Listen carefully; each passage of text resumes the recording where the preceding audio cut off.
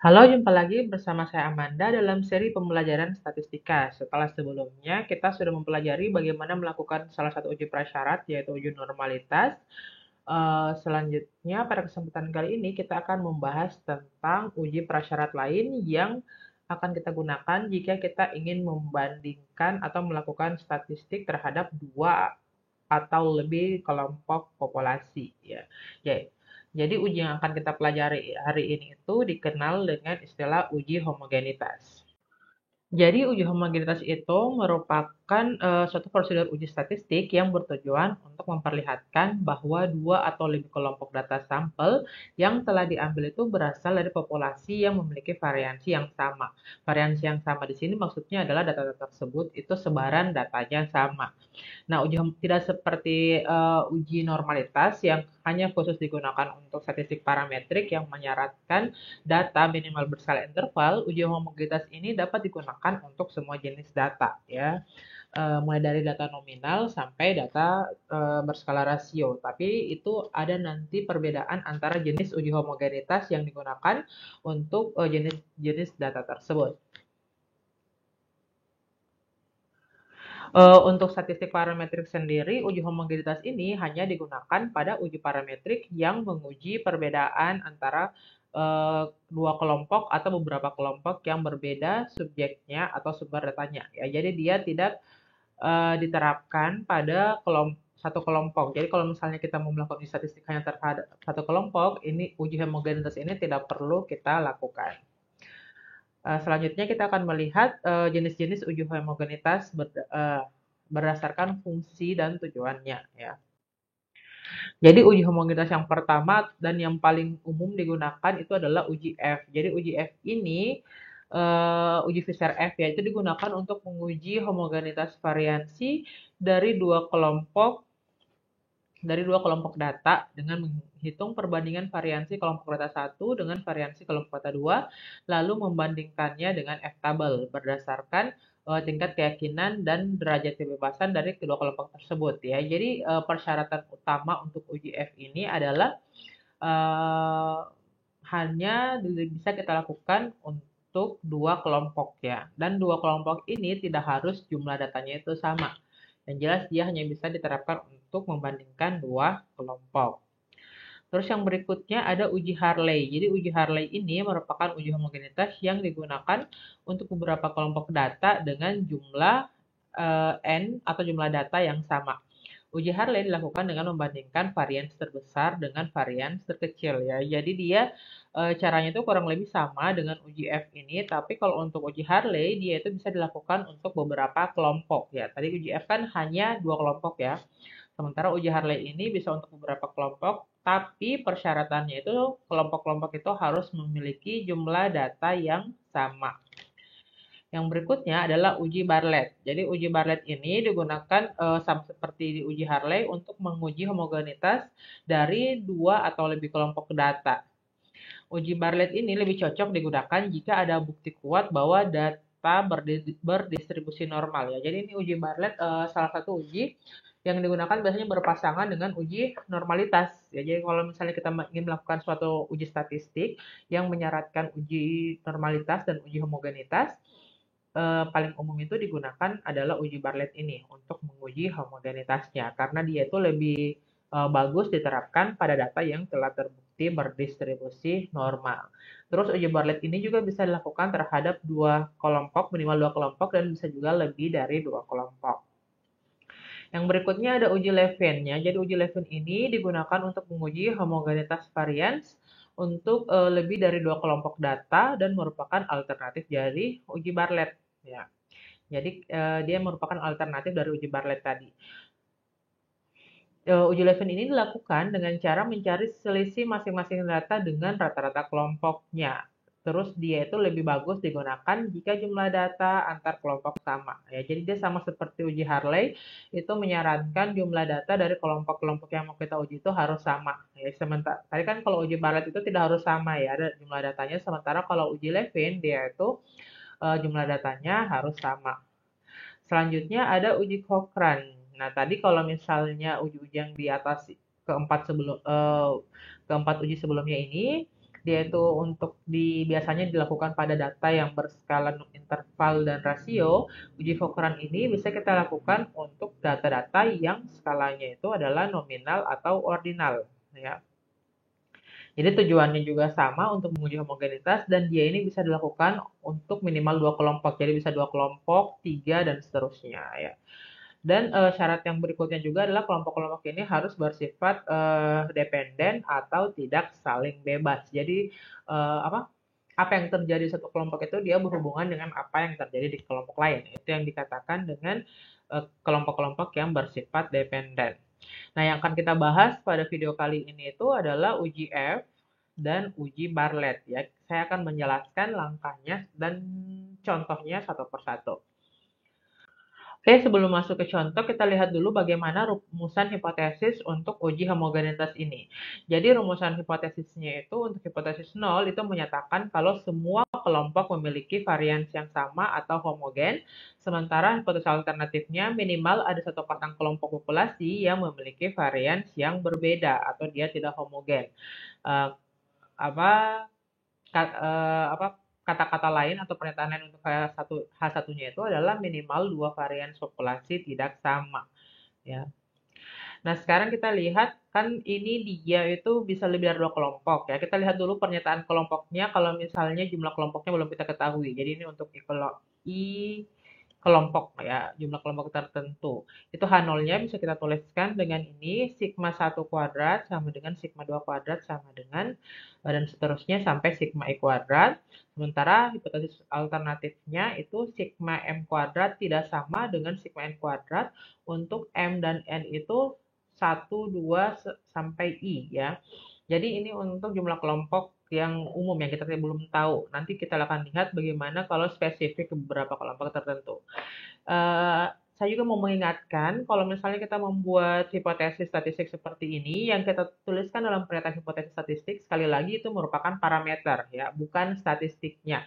Ya, nanti statistiknya itu akan digunakan pada saat melakukan ujinya ya. Jadi perhitungannya itu menggunakan statistik, sementara yang dituliskan di hipotesis adalah parameter. Jadi ini parameter sigma kuadrat itu menunjukkan varian, sementara nanti kalau untuk perhitungan uji homogenitas nanti kita akan menggunakan simbol S kuadrat untuk varian, karena kita berbicara pada sampel. Oke, nah kita lihat di sini contoh pernyataan untuk hipotesis untuk dua kelompok ya. Dua kelompok berarti H0-nya itu adalah sigma 1 kuadrat sama dengan sigma 2 kuadrat. Sementara H1-nya langsung saja sigma 1 kuadrat tidak sama dengan sigma 2 kuadrat. Nah, bagaimana kalau lebih dari dua kelompok? Misalnya di sini ada 4 kelompok. 4 kelompok berarti H0-nya itu sigma 1 kuadrat sama dengan sigma kuadrat sama dengan ini bisa kalian tulis langsung juga sebenarnya di sini sigma 3 kuadrat ya. Langsung sama dengan sigma 3 kuadrat sama dengan sigma 4 kuadrat. Sementara hipotesis alternatifnya itu adalah minimal salah satu dari pasangan ini ada yang tidak sama. Ya, misalnya sigma 1 berbeda atau sigma 2 yang berbeda dan seterusnya. Makanya dituliskan seperti ini bentuknya. Jadi sigma M kuadrat tidak sama dengan sigma N kuadrat. Untuk M dan N-nya itu bisa salah satu. Bisa 1, 2, 3, atau 4. Oke. Jadi misalnya saja kita dapatkan nanti itu ternyata sigma 1 kuadrat itu dia tidak sama dengan sigma 4 kuadrat. Hanya cukup dengan satu pasang kelompok yang tidak sama itu kita bisa mengambil kesimpulan bahwa keempat kelompok tersebut itu memiliki varians yang berbeda atau tidak homogen. Oke, untuk lebih memahami ini kita akan masuk ke contoh. Jadi untuk contoh yang pertama, saya akan menjelaskan penggunaan uji Fisher F ya. Jadi langkah-langkah melakukan uji F itu, pertama kita rumuskan hipotesisnya seperti biasa, di mana kan tadi kalau uji F itu untuk dua kelompok ya. Jadi kita gunakan hipotesis untuk dua kelompok, berarti H0-nya sigma 1 kuadrat sama dengan sigma 2 kuadrat, H1-nya sigma 1 kuadrat tidak sama dengan sigma 2 kuadrat. Setelah itu kita menentukan taraf signifikan siapa yang kita menggunakan. Selanjutnya ini yang ketiga berarti ya. Kita menentukan varians kelompok pertama ya, yaitu misalnya saja di sini S1 kuadrat. Terus kita menentukan varians kelompok 2 ya, S2 kuadrat. Setelah itu kita menentukan di antara kedua ini tadi mana varians kelompok yang paling besar. Setelah itu kita menentukan nilai F hitungnya dengan rumus varians terbesar dibagi varians terkecil. Ya, ingat uji F ini nilai F hitungnya kita tentukan dengan membagi varians terbesar dibagi varians terkecil. Setelah itu kita menentukan F tabel pada derajat bebas tertentu. Nanti setelah ini saya tunjukkan bagaimana membaca F tabelnya ya. Jadi pertama kita lihat dulu derajat bebas. Ada derajat bebas yang pertama itu menunjukkan derajat bebas untuk varian kelompok dengan varians terbesar. Itu berarti jumlah kelompoknya ya, jumlah kelompoknya dikurangi 1. Begitu juga untuk derajat bebas yang kedua itu menunjukkan derajat bebas untuk kelompok dengan varians terkecil. Itu berarti juga nilai banyak datanya kita kurangi dengan 1. Setelah itu kita lihat kriteria pengujiannya itu adalah F hitung kurang dari sama dengan F tabel dari alfa per 2 ya. Lihat di sini kita punya taraf signifikansinya alfa, sementara yang kita lihat di F tabel itu adalah F tabel untuk alfa per 2. Jadi misalnya kalau kita ambil taraf signifikansinya 0,10 berarti F tabelnya kita akan lihat di F tabel untuk taraf signifikansi 0,10 kita bagi 2 ya. Kita bagi 2 itu berarti sama dengan 0,05. Nah, jika kita dapatkan F hitung kurang dari sama dengan F tabel, maka H0-nya diterima. Sebaliknya, H0-nya itu ditolak. Itu artinya apa? Artinya kalau H0-nya diterima, kedua kelompok memiliki varians yang sama atau skor dari kedua kelompok adalah homogen. Kalau ditolak sebaliknya, berarti kedua kelompok mempunyai varians yang tidak sama. Kita langsung lihat, sebelum lihat contoh, lihat dulu cara membaca tabel F ya. Jadi misalnya di sini, setelah kita menentukan tadi nilai variansnya, kita sudah tahu yang mana kelompok yang punya varians yang terbesar. Kita lihat yang varians terbesar itu dia jumlah datanya berapa ya. Contohnya di sini yang untuk kelompok dengan varians terbesar, jumlah datanya itu adalah 9 ya. 9 berarti dia kan yang jadi bagian pembilang. Di sini dituliskan derajat bebas untuk pembilang, ya jadi 9 kita kurangi 1. 9 kurang 1 sama dengan 8.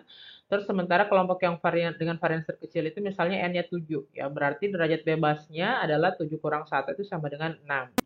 Bagaimana cara kita lihatnya? Jadi tabel F itu bentuknya seperti ini. Yang bagian atas itu adalah derajat bebas untuk pembilangnya atau derajat bebas untuk kelompok dengan varians terbesar. Sementara yang bagian vertikalnya ini, ya, bagian samping kiri itu adalah derajat bebas untuk penyebutnya atau derajat bebas untuk kelompok dengan varians terkecil. Jadi kita punya tadi untuk yang terbesar kan derajat bebasnya adalah 8 ya. Berarti kita tandai di sini 8. Terus yang varians terkecilnya tadi itu 6 ya. Berarti atau mungkin penyebutnya ya, itu 6 berarti dia di sini 6. Oke. Setelah itu kita tarik garis untuk menentukan yang mana. Oke. Nah, kita dapatkan F tabelnya itu adalah 4,15. Oke, contoh lain lagi misalnya kita dapatkan sama varians N-nya itu sama antara kelompok yang varians terbesar dan varians terkecil ya. Misalnya sama-sama 8 N-nya. Berarti kita dapatkan derajat bebasnya masing-masing itu adalah 8 kurang 1 itu sama dengan 7 ya. Berarti dari sini kita dapatkan 7. Oke, derajat bebas untuk pembilangnya 7, untuk penyebutnya juga 7. Oke, setelah itu kita tarik garis yang menunjukkan untuk menghubungkan. Dan ini ya kita dapatkan untuk contoh yang kedua ini berarti nilai F tabelnya itu adalah 3,79. Oke, selanjutnya kita lihat contoh. Di sini contohnya kita ingin mengetahui apakah skor hasil ujian statistika pada dua kelompok yang independen, misalnya kelas pagi yang disimpulkan dengan A1 dan kelas siang yang disimpulkan dengan A2 itu mempunyai varians yang sama atau homogen. Jadi data nilainya itu seperti ini ya. Ini untuk A1, ini untuk A2. Jadi kita lihat dulu hipotesis statistiknya. Ini tadi untuk dua kelompok. Setelah itu kita akan menghitungkan pengujiannya uji homogenitasnya itu pada taraf signifikansi alfa sama dengan 0,10 ya. Jadi tahap pertama apa yang akan kita lakukan? Tadi kita lakukan menentukan varians masing-masing kelompok ya. Jadi kita dapatkan untuk kelompok A1 tentukan varians dengan cara menentukan varians untuk data tunggal ya. Itu kita dapatkan variansnya itu adalah 2,696. Derajat bebasnya karena jumlah kelompoknya itu 1, 2, 3, 4, 5, 6, 7, 8. N-nya ada 8. Berarti kita dapatkan derajat bebasnya 8 kurang 1 sama dengan 7. Untuk kelompok yang kedua, kita dapatkan variansnya itu adalah 1,071 ya. Sementara derajat bebasnya itu juga sama 7 karena N-nya sama-sama 8. Dari sini kita bisa lihat kalau yang varians terbesar itu ada pada kelompok 1 ya, sementara yang terkecilnya ada pada kelompok 2. Kita bisa langsung menentukan nilai F hitung dengan cara membagi varians terbesar bagi varians terkecil, berarti 2,696 bagi 1,071. Dapatnya F-nya itu 2,517. Oke. Nah, langkah terakhir kita membandingkan F hitung ini dengan F tabel. Tadi saya sudah tunjukkan kalau misalnya untuk F tabel pembilangnya itu 7, derajat bebasnya, sementara penyebutnya 7, kita dapatkan F tabelnya itu adalah 3,79 ya. Jadi maksudnya tulisannya ini F untuk alfanya alfa per 2-nya 0,05 ya, terus untuk derajat bebas pembilangnya 7 dan derajat bebas penyebutnya 7. Itu 3,79. Kita bandingkan 3,79 dengan F hitungnya 2,517, kita dapatkan kalau ternyata F hitung itu dia lebih kecil dari F tabel atau F hitung kurang dari F tabel. Berdasarkan kriteria yang kita punya, berarti kita menerima H0. Artinya kedua kelompok tersebut mempunyai varians yang sama atau homogen. Ya, ingat varians yang sama ini artinya sebaran data dari kedua kelompok tersebut itu cenderung sama. Oke, uji Bartlett ya. Jadi uji Bartlett langkah-langkahnya sama seperti uji F tadi. Pertama kita rumuskan dulu hipotesisnya. Karena tadi uji Bartlett ini dia itu bisa kita terapkan untuk dua kelompok atau lebih. Berarti hipotesisnya itu yang umum yang kita gunakan ya. H0-nya itu sigma 1 kuadrat sama dengan sigma 2 kuadrat sampai ini. Sementara H1-nya adalah ini. Minimal ada satu kelompok yang memiliki varians yang tidak sama. Nah, selanjutnya kita menentukan taraf signifikansinya atau alfanya. Terus yang berikutnya kita menentukan derajat bebas untuk masing-masing kelompok ya. Jadi kalau misalnya K itu adalah banyak data tiap kelompok, berarti derajat bebasnya adalah K kurang 1. Nah, ingat tadi kalau untuk uji Bartlett, dia itu tidak menyaratkan jumlah data tiap kelompok itu sama ya, jadi boleh berbeda-beda. Terus yang berikutnya kita akan menentukan nilai varians, terus log dari variansnya atau logaritma dari variansnya. Terus kita menentukan lagi derajat bebas dikali log variansnya, terus kita cari derajat bebas dikali varians. Setelah itu kita menentukan yang namanya varians gabungan dengan menggunakan rumus jumlah dari derajat bebas dikali varians, jadi jumlah dari ini untuk semua kelompoknya dibagi dengan jumlah dari derajat bebas. Yang langkah selanjutnya kita menentukan nilai B ya. Jadi B ini tentukan dengan rumus log dari varians gabungan, logaritma dari varians gabungan dikali dengan jumlah derajat bebas. Lalu kita akan menentukan nilai chi-square. Jadi uji Bartlett ini untuk statistik ujinya itu menggunakan statistik uji chi-square, yang mana chi-square untuk uji Bartlett itu ditentukan dengan rumus ini ya, ln 10 dikali dengan, jadi ln ini logaritma natural ya, ln 10 dikali dengan B dikurang dari sigma derajat bebas kali log ini derajat bebas dikali logaritma variansnya, berarti sigma dari yang ini ya. Selanjutnya adalah kita menentukan chi-square tabel pada derajat bebas K kurang 1 ya. Jadi kita akan baca sebentar tabel chi-square-nya. Tapi derajat bebasnya itu, jadi K-nya kalau tadi ini K yang dibagi tab ketiga itu merupakan jumlah data masing-masing kelompok. Sementara kalau K untuk yang akan kita lihat di tabel chi-square itu adalah K yang menunjukkan jumlah kelompok ya. Jadi kalau misalnya jumlah kelompok yang kita bandingkan itu adalah 4, berarti K-nya adalah 4. Berarti derajat bebasnya adalah jumlah kelompok ya. Jadi kalau misalnya jumlah kelompoknya adalah 4, berarti derajat bebasnya 4 kurang 1. Berarti 3 ya. Kalau misalnya jumlah kelompok yang kita bandingkan adalah 6, berarti derajat bebasnya 6 kurang 1 adalah 5. Setelah kita punya chi-square tabel, kita akan membandingkan antara chi-square tabel dengan chi-square hitung. Jadi yang kita dapatkan dari sini tadi.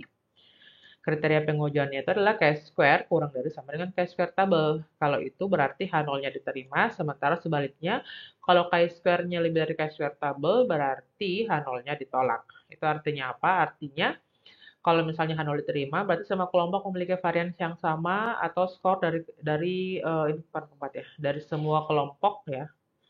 Dari semua kelompok itu dia semua kelompok itu dia adalah homogen. Sebaliknya, kalau misalnya chi-square lebih dari chi-square tabel, kesimpulannya itu adalah terdapat kelompok yang mempunyai varians yang tidak sama. Untuk lebih jelasnya, kita masuk ke contoh ya. Jadi contohnya di sini kita mau jadi untuk meningkatkan hasil belajar statistika itu kita mau peneliti mau memberikan intervensi metode pembelajaran ya terhadap kelas statistika tersebut. Di antaranya adalah metode pembelajaran inquiry itu disimulkan dengan A1, terus metode penemuan terbimbing disimulkan A2, pemecahan masalah A3 dan metode drill untuk A4. Jadi masing-masing pembelajaran ini diterapkan pada 4 kelompok yang berbeda. Ya. Setelah itu, setelah dilakukan uji hasil belajar statistika, diperoleh nilai-nilai sebagai berikut. Ini untuk kelompok A1, yang ini untuk kelompok A2, kelompok A3, dan kelompok A4. Ya. Di sini kita dapatkan lihat masing-masing itu kelompok ternyata memiliki jumlah data yang sama, yaitu sebanyak 6 ya. Semuanya punya 6 kelompok ya. Jadi kita akan menguji apakah keempat kelompok ini memiliki varians yang homogen menggunakan uji Bartlett. Jadi hipotesis ujinya karena ini ada 4 kelompok berarti H0-nya itu sama dengan sigma 1 kuadrat. H0-nya itu adalah sigma 1 kuadrat sama dengan sigma 2 kuadrat sama dengan sigma 3 kuadrat sama dengan sigma 4 kuadrat. Sementara H1-nya minimal ada satu pasang dari kelompok yang memiliki varians yang berbeda. Oke.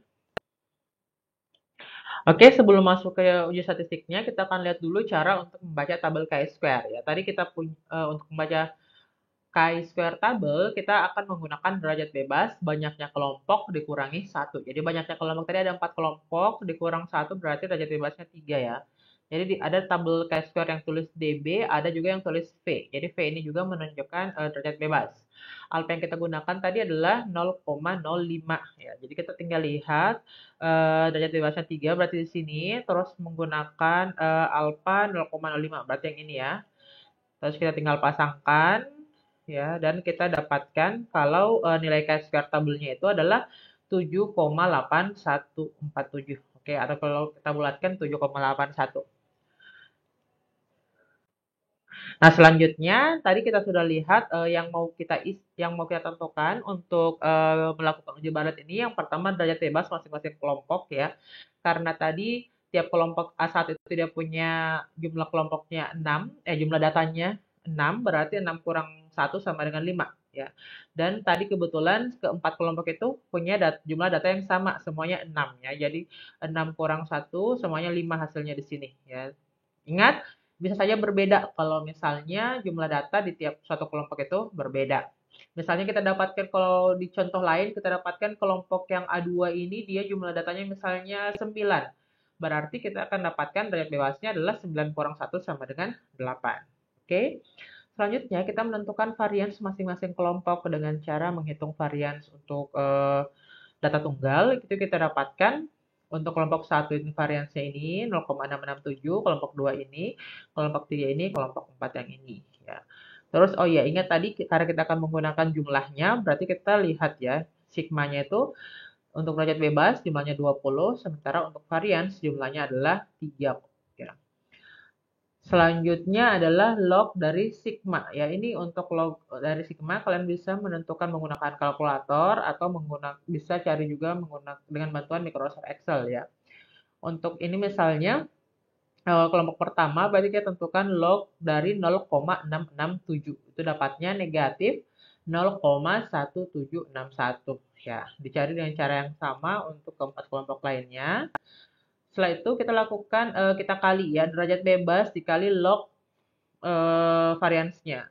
Jadi derajat bebas dikali dengan ini, berarti pertama kita kali 5 dikali negatif 0,1761 dapatnya negatif 0,8805 ya. Selanjutnya Ini juga 5, ya, yang untuk kelompok kedua 5 dikali negatif 0,0969 itu dapatnya negatif 0,4846 ya. Seterusnya kita cari untuk keempat kelompok. Lalu kita cari, ini kan keempat kelompok ini, kita cari jumlahnya atau sigmanya. Tinggal dijumlahkan, itu didapatkan sigmanya itu adalah negatif 2,6720. Selanjutnya yang akan kita kalikan adalah derajat bebas dengan varians ya. Ini dengan ini ya. Jadi yang pertama kita kali 5 kali 0,667 dapatnya itu 3,335. Terus untuk kelompok kedua 5 dikali 0,800 dapatnya 4,4 ya, atau bisa juga kita tuliskan 4,000. Dengan cara yang sama kita dapatkan untuk keempat kelompok lainnya, lalu kita cari lagi jumlahnya ya. Tinggal kita jumlahkan dari sini ke sini, itu didapatkan jumlahnya untuk ini adalah 15,005.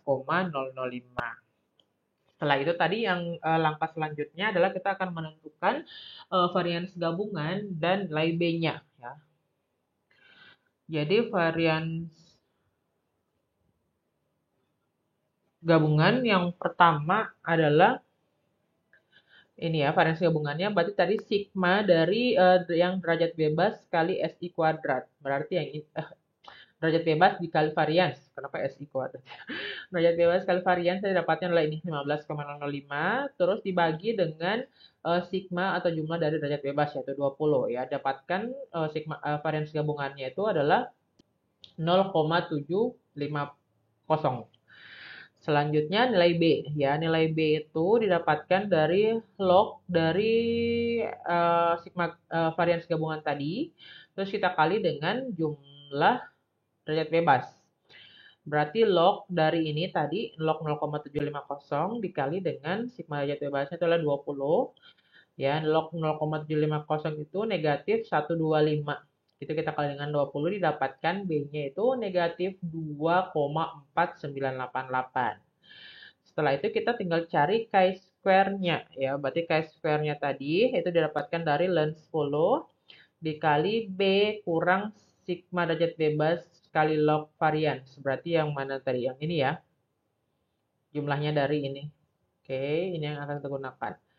Ln 10 itu adalah 2,3026. Oke, dikali dengan B-nya ya. B-nya tadi ini negatif 2,4988 dikurang dengan ini sigmanya negatif 2,672. Jadi hal penting yang harus kalian lakukan di sini kalau misalnya kalian menggunakan kalkulator secara manual, jangan kalian kali dulu ya, bukan dikali dulu 2,3026 kali ini, tidak.